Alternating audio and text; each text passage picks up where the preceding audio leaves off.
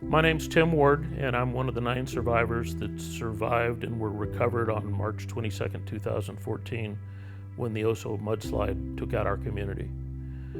Our community was what you would think of as the perfect little retirement bungalow. It was a place where we all trusted each other and loved each other. We had each other's back. And on the morning of March 22nd, 2014, it was like any other day. I heard the Navy jets flying over, and that was always a feeling of pride to know they were out there working. But the jet noise didn't quit that day. And as the jet noise continued, the lights flickered, and I realized it was not the jets. Then the water shut off. My well pump was dry. I ran to the hallway. My wife ran from the kitchen toward the hallway because we knew during an earthquake to get into the most safe place in a home. And as I was coming around the corner to get in the middle of the hallway, I could hear my wife call out my name. And what she was seeing was a mountain that had just given way. It had broken off, it had sheared off, gone across a river, picked up all of the debris that was in the river, all of the deadfall. And this slurry of confusion, within about 30 seconds, destroyed my home.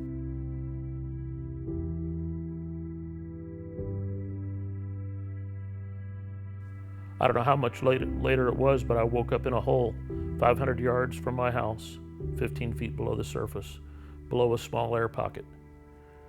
As I looked up through that kitchen saucer-sized hole, I started calling out.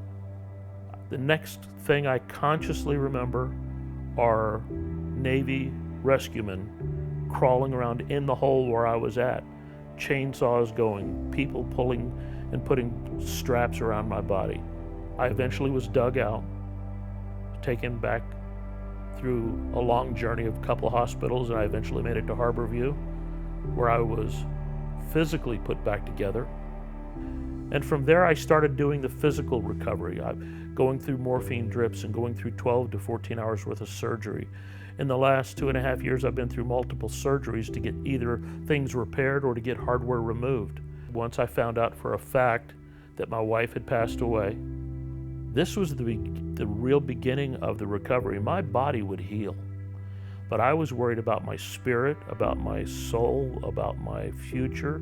For you see, I still had 4 children and 2 grandchildren that I wanted to be part of their lives. Now, Blue was special to me because Blue was the last dog of the last litter that we raised. He was born stillbirth. The reason we call him Blue is because when he was born, he had no respiration, no heartbeat. His lips and his ear tissue was blue. But the wife was a nurse.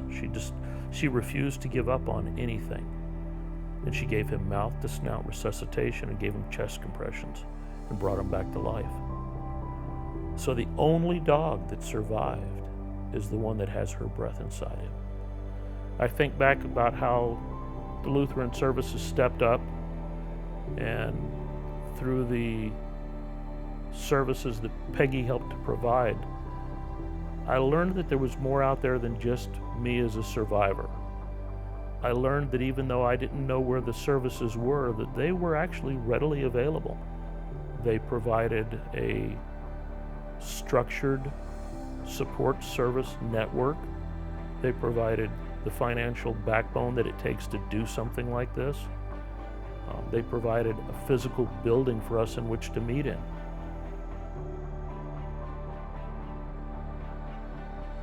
And eventually we put together a private Facebook page for all of the survivors.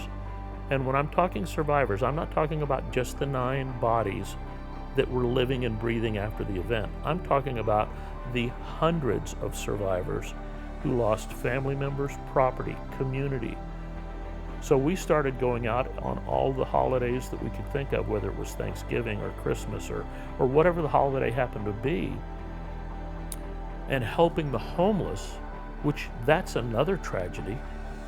We went out and we put together backpacks, men's bags and women's bags. And we'd have toys and we'd have plates of food and we'd have things that people take for granted. Don't waste a minute of your life regretting what you forgot yesterday, because yesterday is gone. And tomorrow's not guaranteed. And I'm sure you've all heard this.